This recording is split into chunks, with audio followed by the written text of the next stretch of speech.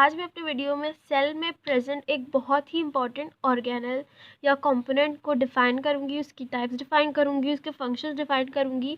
बहुत ज़्यादा important organelle या फिर कंपोनेंट है सेल में present. Endoplasmic reticulum. Endoplasmic reticulum is a thin tube like structure which extend from the cell membrane to the nucleus which extend from the cell membrane to the nucleus. It consists of two parts. It has a lipoprotein. Endoplasmic reticulum एक thin tube like structure होता है जो कि extend होता है cell membrane से लेकर nucleus तक। सेल का जो स्ट्रक्चर होता है वो कुछ इस तरह का होता है कि सबसे पहले सेल मेम्ब्रेन होती है। एनिमल सेल की बात कर रही हूँ, प्लांट सेल की नहीं, क्योंकि प्लांट सेल में सेल वॉल भी होती है। तो सबसे पहले एनिमल सेल में सेल मेम्ब्रेन होती है, उसके बाद उसके अंदर जो सेल मेम्ब्रेन बनी होती है वो कुछ राउंड टाइप की होती है और उसके अंदर प्लाज्मा वगैरह और सेल साइटोप्लाज्म और बहुत सारे सेल के ऑर्गेनल्स जिस तरह के जैसे कि एंडोप्लाज्मिक रेटिकुलम में ऐसी ही बहुत सारे कंपोनेंट्स होते हैं, जैसे कि गोल्जी बॉडीज़ और राइबोसोम्स वगैरह इस तरह की चीज़ें होती हैं।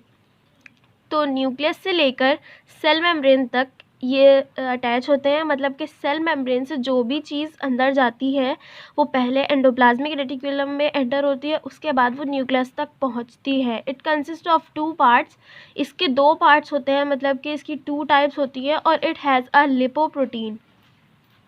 Lipoprotein is defined as any group of soluble protein that combines with and transport fats or other lipids in the blood plasma. Lipoprotein वो ग्रुप होता है जो soluble proteins का बना होता है और ट्रांसपोर्ट करता है ये फैट्स का और दूसरे लिपिड्स का ब्लड प्लाज्मा के ज़रिए, जो ब्लड हमारा होता है उसके ज़रिए से दूसरे लिपिड्स का और दूसरे फैट्स का जो है ये ट्रांसपोर्ट करता है और उसको मदद करता है। तो इसकी टाइप्स हैं, दो टाइप्स हैं एंडोप्लाज्मिक रेटिकुलम की। There are two types of endoplasmic reticulum. पहली टाइप है ए ग्रैन्युलेटेड और स्मूथ एंडोप्लाज्मिक रेटिकुलम, जिसे SER भी कहा जाता है। और दूसरी टाइप है ग्रैन्युलेटेड और रफ एंडोप्लाज्मिक रेटिकुलम, जिसे RER भी कहा जाता है। तो सबसे पहले ए ग्रैन्युलेटेड और smooth endoplasmic reticulum. Smooth endoplasmic reticulum का मतलब है और ए ग्रैन्युलेटेड का मतलब है कि वहाँ पर ग्रैन्यूल्स जो होते हैं वो एब्सेंट होते हैं। ग्रैन्यूल्स मतलब कि राइबोसोम्स, और राइबोसोम्स मतलब कि छोटे छोटे सरफेस पे दाने टाइप होते हैं, पोर्स टाइप होते हैं, उन्हें राइबोसोम्स कहते हैं। और इसीलिए उनकी एब्सेंस की वजह से इसको स्मूथ एंडोप्लाज्मिक रेटिकुलम कहा जाता है। तो smooth endoplasmic reticulum doesn't have ribosomes on their surface.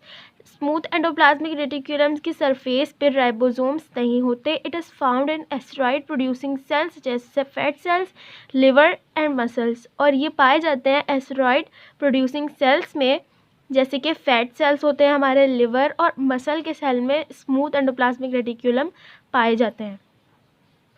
Smooth endoplasmic reticulum converts cholesterol of a body into a lipid compounds known as vitamin D in the presence of sunlight due to ribosomes, which helps muscle and bones become more strong. Smooth endoplasmic reticulum जो होते हैं वो हमारी body के cholesterol को convert कर देते हैं लिपिड कंपाउंड, जो कि विटामिन डी कहलाता है, in the presence of sunlight. जो हम कहते हैं कि हमें सनलाइट में जाने से विटामिन डी मिल रहा होता है, तो हमें कहाँ से सनलाइट में विटामिन डी मिलेगा? वो असल में हमारी बॉडी में प्रेजेंट एंडोप्लाज्मिक रेटिकुलम्स होते हैं जो बॉडी के कोलेस्ट्रॉल को लिपिड कंपाउंड में कन्वर्ट करके उसे विटामिन डी का नाम दे रहे होते हैं हम लोग। तो सनलाइट में राइबोसोम्स की हेल्प से वो एंडोप्लाज्मिक रेटिकुलम जो होते हैं स्मूथ वाले, वो विटामिन डी को प्रिपेयर कर रहे होते हैं, जो कि हमारी मसल्स के लिए, बोन्स के लिए बहुत ज़्यादा स्ट्रॉन्गर होते हैं। हमारी मसल्स उससे विटामिन डी से बहुत ज़्यादा स्ट्रॉन्ग हो जाती हैं और बोन्स भी। देन फिर आ जाते हैं ग्रैन्युलेटेड और rough endoplasmic reticulum RER। Rough endoplasmic reticulum have ribosomes on their surface. Rough endoplasmic reticulums के पास राइबोसोम्स होते हैं उनकी सरफेस पे। It is found in the cell which synthesis protein. और जो सेल्स जिनमें प्रोटीन सिंथेसिस होता है वहाँ पर ये पाए जाते हैं, जैसे pancreas and salivary glands of mammals. मतलब कि पेनक्रियाज में रफ एंडोप्लाज्मिक रेटिकुलम्स होते हैं पेनक्रियाज के सेल में, और सलाइवरी ग्लैंड्स जो कि मैमल्स के होते हैं जो सलाइवा प्रोड्यूस करते हैं वहाँ पर भी रफ एंडोप्लाज्मिक रेटिकुलम्स जो होते हैं वही होते हैं, स्मूथ वाले नहीं होते। उसके बाद आ गए हैं एंडोप्लाज्मिक रेटिकुलम के functions of endoplasmic reticulum ER। इसके फंक्शंस है, it helps in exchange of important material between cytoplasm and nucleus. इससे हमें हेल्प बहुत ज़्यादा होती है, हमें क्या, हमारे सेल्स को बहुत ज़्यादा हेल्प होती है। जो इम्पॉर्टेंट मटेरियल होते हैं, जैसे कि एक्सटेंड होता है न्यूक्लियर मेम्ब्रेन से लेके न्यूक्लियस तक, तो जितने भी इसके बीच में इम्पॉर्टेंट मटेरियल्स होते हैं साइटोप्लाज्म में, जो इम्पॉर्टेंट फूड होता है या इम्पॉर्टेंट फैट्स होते हैं जो हमारे न्यूक्लियस को हेल्दियर बनाते हैं, वो जो है इसके ज़रिए से उनका एक्सचेंज होता है इम्पॉर्टेंट मटेरियल्स का साइटोप्लाज्म और न्यूक्लियस के दरमियान। सेकेंड इसका फंक्शन है, it helps in detoxification of chemicals. जैसे कि हम कुछ भी इनटेक कर लेते हैं, कुछ भी हमारा फूड में क्या डला होता है हमें नहीं पता होता, तो उसमें कोई भी अगर टॉक्सिक सब्सटेंस होता है तो उसको ये हमारे न्यूक्लियस तक पहुंचने नहीं देते, वहीं इसको रोक देते हैं, और जो हमारे न्यूक्लियस के लिए नेसेसरी थिंग्स हैं सिर्फ वही न्यूक्लियस तक जाती हैं, तो इसलिए ये डिटॉक्सिफिकेशन भी करता है केमिकल्स का। थर्ड फंक्शन है, it take parts to neutralize the harmful effect of drugs.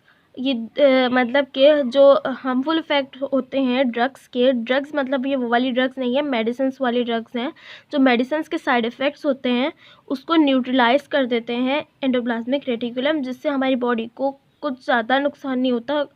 अक्सर होता है लेकिन इतना ज़्यादा नहीं होता जितना उनका साइड इफ़ेक्ट होता है। फोर्थ फंक्शन है इसका, it is a passage by which RNA is transferred from nucleus to the cytoplasm.